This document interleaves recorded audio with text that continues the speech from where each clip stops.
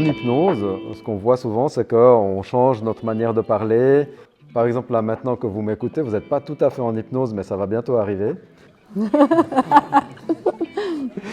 Parce que vous êtes concentré sur ce que je vous dis et puis vous entendez moins les choses qui sont autour et puis c'est un état naturel. Hein, quand on se focalise sur quelque chose, on est déjà dans un état pré-hypnotique. D'autres le décrivent comme un état de demi-sommeil. Hypnos, c'est le dieu du sommeil en grec. Et puis, vous savez, ces moments où on est en train de s'endormir et puis on ne sait plus très bien ce qui se passe, ça peut aussi être de l'hypnose. Mais pour être en hypnose, on n'est pas obligé d'être endormi. Par contre, c'est vrai qu'on est peut-être moins attentif à ce qui se passe autour, on est focalisé sur quelque chose de spécifique. Tout le monde a déjà été en état d'hypnose, plusieurs fois par jour.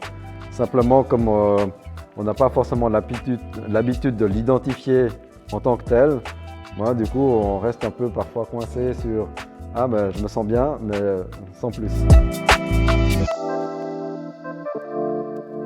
Au lieu de fonctionner par raisonnement logique, comme ce que j'essaye de vous transmettre, il y a une sorte de raisonnement logique dans ce que j'essaye de vous dire. En hypnose, on est plus dans un monde imaginaire où les choses résonnent les unes avec les autres. D'accord ? Comme ce que vous aviez évoqué, tout à coup, je sens mes racines, ça résonne en moi, ah ben voilà, je me sens stabilisé. D'accord ? Mais on ne va pas forcément pouvoir le décrire comme ça. On ne va pas forcément se le dire quand on est en hypnose. Si on parle de poésie, c'est un peu un état de synesthésie, donc les choses se répondent les unes aux autres sans une logique qu'on a à l'état de veille. Et c'est ça qui fait l'intérêt de l'hypnose, c'est que c'est pas logique. L'autre élément qui est important, c'est que quand on ne se sent pas bien, c'est important de d'abord partir du fait qu'on ne se sent pas bien. D'accord ? Souvent, ce qu'on essaye de faire, c'est de respirer, de se dire « Ah ben voilà, maintenant, il faut que je me calme » ou « Il faut que je fasse ci » ou « Il faut que je fasse ça ». Là, ça va être compliqué. On ne va pas commencer à se dire « Ben voilà, il faut que j'évacue tout de suite mon stress ». Non. On part avec l'auto-hypnose négative. Je me sens pas bien, ok, je me pose.